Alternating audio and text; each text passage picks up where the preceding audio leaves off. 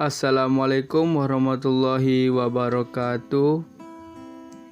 Perkenalkan, nama saya Ikhlas Adi Nur Akbar, NIM 120802126666, kelas 2B Agroteknologi, mata kuliah Biokimia. Dosen pengampu Ibu Siti Zulaiha Nawawi MSI dari Prodi Peternakan dan Pertanian UIN Suska Riau. Baiklah, pada video ini saya akan menjelaskan tentang proses fotosintesis pada tumbuhan. Proses fotosintesis merupakan proses tumbuhan dalam memproduksi makanannya sendiri. Proses fotosintesis melibatkan peran cahaya matahari.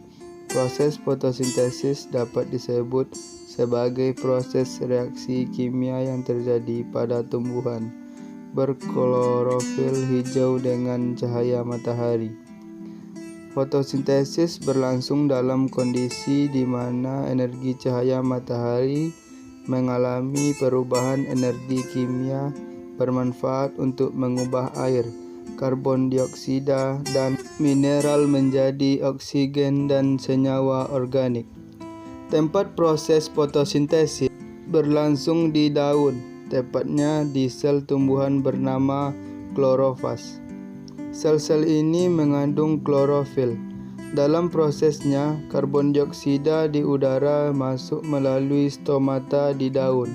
Pada saat yang sama, akar tumbuhan menyerap air dari dalam tanah, kemudian air didistribusikan kepada seluruh bagian tumbuhan, terutama pada daun.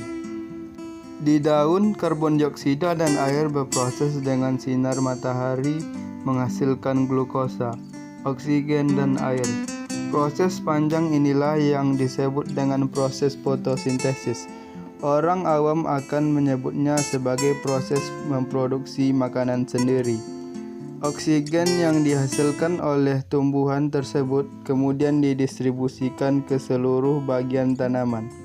Seperti halnya oksigen dalam darah manusia yang didistribusikan ke seluruh tubuh manusia.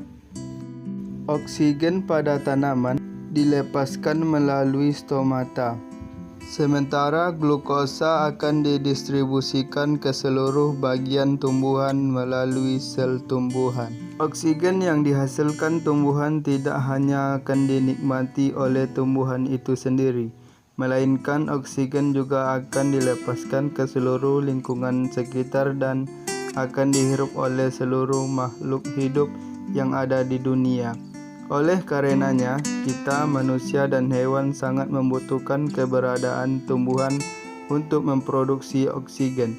Bila tak ada tanaman sama sekali, kita akan kekurangan oksigen. Lingkungan sekitar juga menjadi gersang.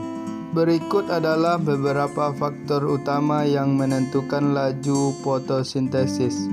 Yang pertama, intensitas cahaya. Laju fotosintesis maksimum ketika banyak cahaya. Kedua, konsentrasi karbon dioksida. Semakin banyak karbon dioksida di udara, makin banyak jumlah bahan yang dapat digunakan tumbuhan untuk melangsungkan fotosintesis. Yang ketiga ialah suhu. Enzim-enzim yang bekerja dalam proses fotosintesis hanya dapat bekerja pada suhu optimalnya. Umumnya, laju fotosintesis meningkat seiring dengan meningkatnya suhu hingga batas toleransi enzim. Yang keempat ialah kadar air.